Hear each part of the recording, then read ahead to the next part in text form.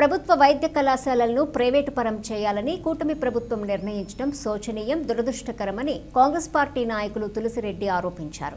పులివెందుల, ఆదోని, మదనపల్లి, మార్కాపురం, పార్వతీపురం, అమలాపురం, బాపట్ల, నర్సీపట్నం, పెనుగొండ, పాలకొల్లు ఈ 10 ప్రభుత్వ వైద్య కళాశాలలను వాటికి అనుబంధంగా ఉన్న ఆసుపత్రులను ప్రైవేటు పరం చేయాలని, కార్పొరేట్ శక్తులకు కట్టబెట్టాలని చంద్రబాబు నేతృత్వంలోని కూటమి ప్రభుత్వం నిర్ణయించడం శోచనీయమన్నారు.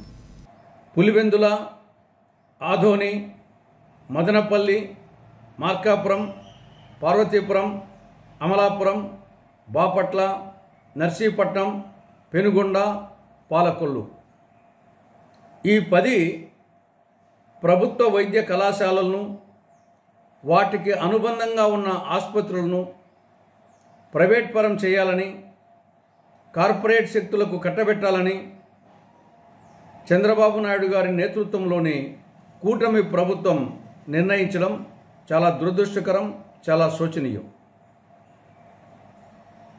ఈ యొక్క ప్రైవేట్ యాజమాన్యాలు ఈ కళాశాలల్లో ఎంబీబీఎస్ సీట్లను కోట్ల రూపాయలకు అమ్ముకుంటాయి, వేలంపాట పాడతారు. దీనివలన పేద విద్యార్థులు వైద్య విద్యకు దూరం అవుతారు. ఒక విధంగా చెప్పాలంటే ప్రతిభకు పాడే కట్టడమే అవుతుంది. సంబంధిత ఆసుపత్రుల్లో కూడా రోగులకు ఉచిత వైద్యం లభించదు. తద్వారా రోగులు, పేదలు ఉచిత వైద్యానికి దూరం అవుతారు. ఈ ప్రైవేటైజేషన్ అనేది రామారావు గారి ఆశయాలకు పూర్తి విరుద్ధం.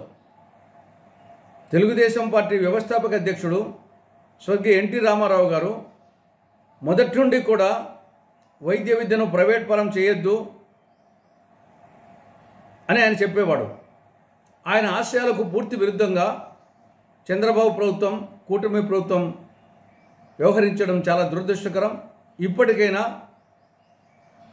ఈ ప్రభుత్వ వైద్య కళాశాలలను, సంబంధిత ఆసుపత్రులను ప్రైవేట్ పరం చేయాలని తీసుకున్న నిర్ణయాన్ని ఉపసంహరించుకోవాలని కాంగ్రెస్ పార్టీ డిమాండ్ చేస్తూ ఉంది.